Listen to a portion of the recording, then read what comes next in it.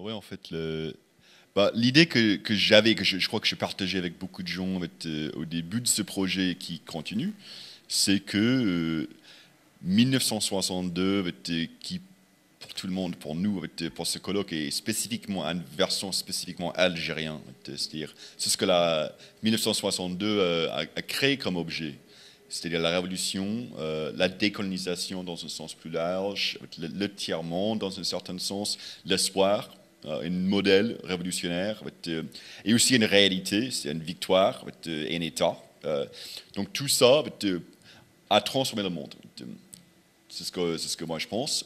Et c'est ce que moi j'ai travaillé sur ça en France, comment ça a transformé la France, la révolution algérienne et l'indépendance algérienne en particulier.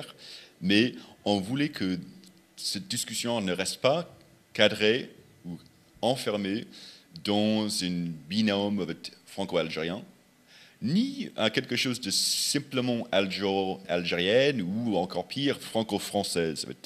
Donc, dans un sens, pour moi, le monde, après 1962, a été changé. C'est différent à cause de 1962. C'est ce que 1962 a marqué comme rupture ou comme possibilité.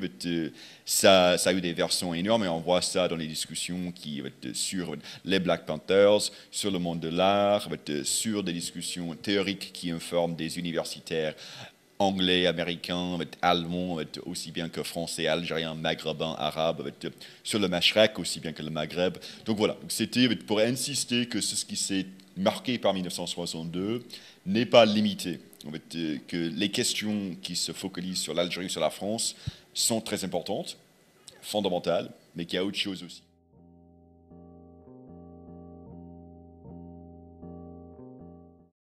Je suis même très content. J'étais particulièrement impressionné et ému par la conférence de Trinity Minha, euh, que, qui est totalement différent de ce qu'on attend de quelque chose qui fait référence à 1962, qui invoque, qui a comme objet en partie au moins la révolution algérienne et sa victoire. C'est-à-dire que c'était à la fois très esthétisante. Donc c'était une partie du texte, c'était la récurrence des mots. C'est fini, la référence de thème, la récurrence de thème. Et donc, pas simplement une répétition, c'était pas simplement un effort de creuser dans la continuité, c'était explicitement des fragments, mais qui mettaient en rapport à la fois des mots, des idées, des images, marché, des objets, des femmes, le féminisme, mais aussi des références explicites aux révolutions anticoloniales, algériennes et vietnamiennes en particulier, leurs victoires successives et mutuelles, il y a une inspiration directe et un renforcement de ce qui a été fait au Vietnam a été quand même élargi par ce qui a été fait en Algérie. Donc tout ça, c'était fait dans une façon qui est aussi poussée vers le fait que ça a des échos dans le monde de la consommation, dans le monde de la littérature, dans le monde, donc toute une série de choses donc ça a forcé à penser. Et en fait, c'est ce que, et donc j'ai pas de conclusion à tirer de ce qu'elle a dit. Je crois que beaucoup de monde on été déboussolé, on a pas tout à fait compris.